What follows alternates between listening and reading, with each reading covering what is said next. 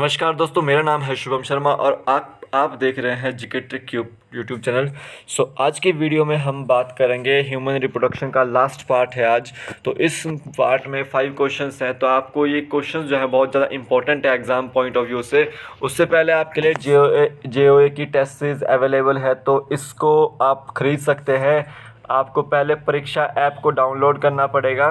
Download का link आपको description box में मिल जाएगा, वहाँ से आप डाउनलोड कर सकते हैं। और आप जूनियर ऑफिस असिस्टेंट की जो है टेस्ट सीरीज़ ले सकते हैं।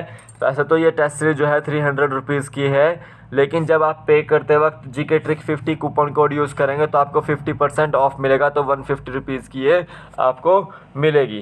तो जाइए HPSSC junior office assistant IT exam की जो 1756 पोस्ट है उनके लिए टेस्ट सीरीज़ अवेलेबल है, और आपको लिंक आपको डिस्क्रिप्शन बॉक्स में मिलेगा।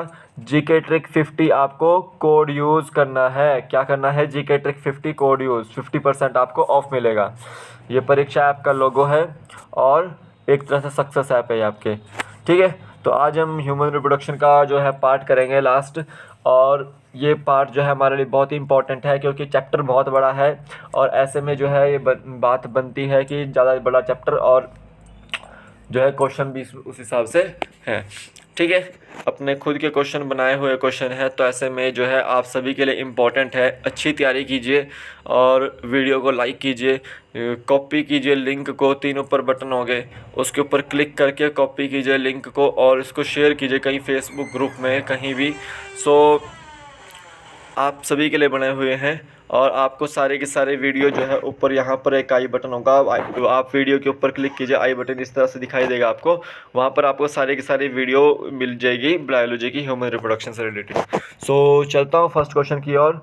उससे पहले लाइक कर दो वीडियो को और शेयर कर दो। यहाँ पे देखिए, central nervous system is formed from which germ layer.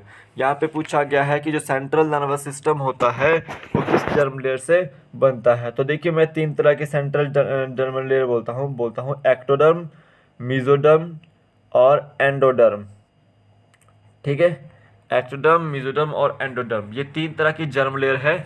जो एक्टोडर्म होती है वो यानी कि बाहर वाले जितने भी पोर्शन होते हैं उसके लिए वो यूज़ होती है। जैसे एपिडर्मिस होगी या उसके ग्लैंड्स हो गया, एपिडर्मल ग्लैंड्स, हेयर्स हो गए, लेंस हो गया आई का, रेटिना हो गया आई का, इंटरनल ईयर हो गया आई का, फोरगट होगी, हाइंड गट होगी, सेंट्रल नर्वस सिस्टम हो गया।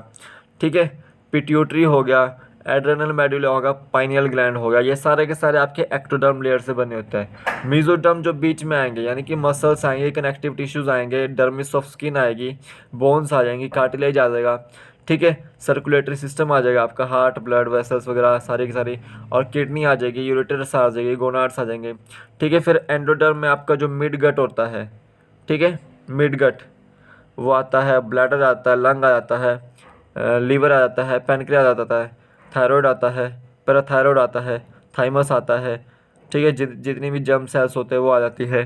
ठीक है, तो ये आपको याद रखनी है कि आपका सेंट्रल नर्वस सिस्टम किस में आता है, एक्टोडर्म में। सी ऑप्शन इसका राइट आंसर है। ये 3 तरह की जर्म लेयर से आपको याद करनी पड़ेगी। ठीक है, name the significance of lysine secreted by acrosome of sperm.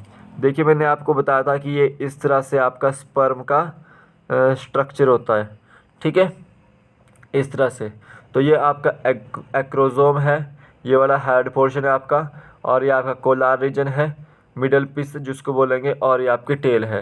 तो देखिए, जो एक्रोसोम होता है वहाँ पे आपका ये फॉर्म करता है गोल्जी बॉडी, और इसके पास स्पेशल लाइसिन एंजाइम होता है, हाइलोयूरिनिडेज।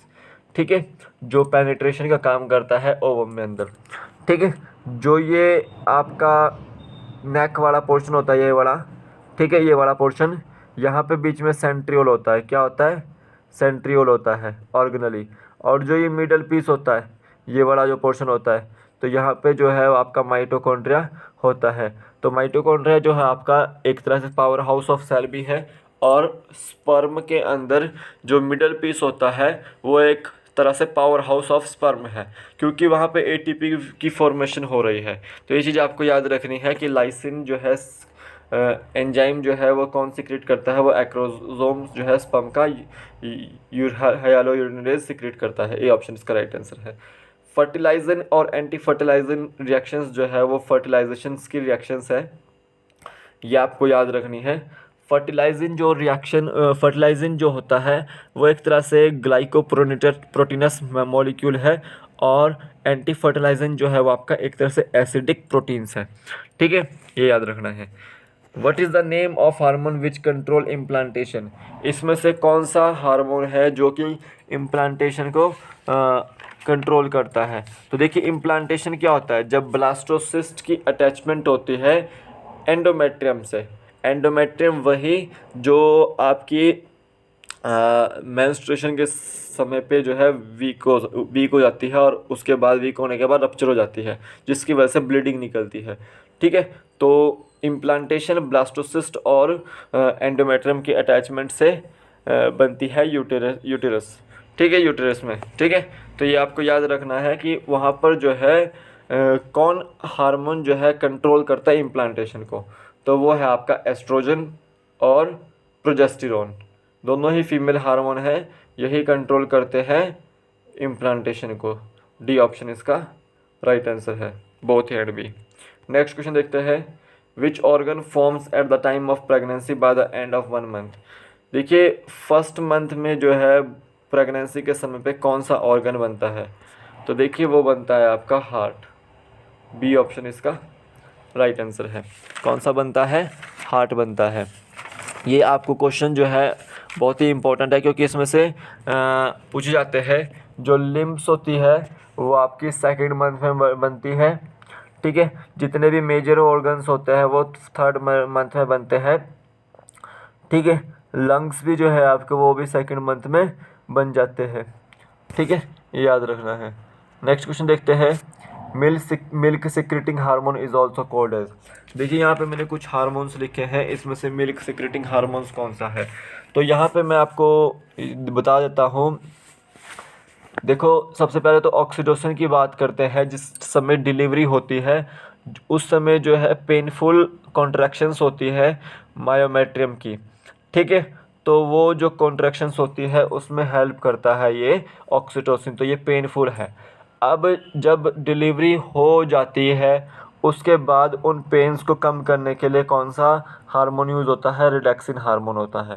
ठीक है, तो ऑक्सीटोसिन जो है एक तरह से मिल्क इजेक्शन हार्मोन भी है। ठीक है, ये जो है डिस्चार्ज करने में मिल्क को हेल्प करता है। ठीक है, ऑक्सीटोसिन हार्मोन। और कोलेस्ट्रम आपको याद रखना है। ठीक है, जब आपकी मतलब जब न्यूली बॉर्न बेबी होता है तो उस समय जो दूध निकलता है ना वो कोलेस्ट्रम निकलता है येलो कलर का, उसमें से कुछ एंटीबॉडीज आती है जो कि आप बच्चे को जो है वो पैसिव इम्यूनिटी देती है। ठीक है, तो ये याद रखना है। और प्रोजेस्टेरॉन आपको पता ही है कि फीमेल हार्मोन है। ठीक है, प्रोलैक्टिन जो है आपका मिल्क सिक्रेटिंग हार्मोन या फिर मिल्क प्रोड्यूसिंग हार्मोन इसको बोल देते हैं।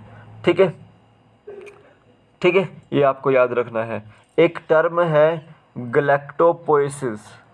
क्या टर्म है ये? गैलेक्टोपोएसिस। ठीक है, मिल्क सिक्रीशन के समय पर ये मेंटेनेंस का काम करता है। इसके पास कुछ हार्मोनल फैक्टर्स होते हैं जिसकी वजह से ये मेंटेनेंस का काम करता है, जैसे कि कोर्टिसोल होता है। ठीक है, ग्रोथ हार्मोन्स होते हैं या फिर थायरोक्सिन हो जाता है। तो यहाँ पे याद रखें, मिल्क सिक्रेटिंग हार्मोन कौन सा है? प्रोलैक्टिन। और मिल्क इजेक्टिंग हार्मोन कौन सा है? ऑक्सीटोसिन।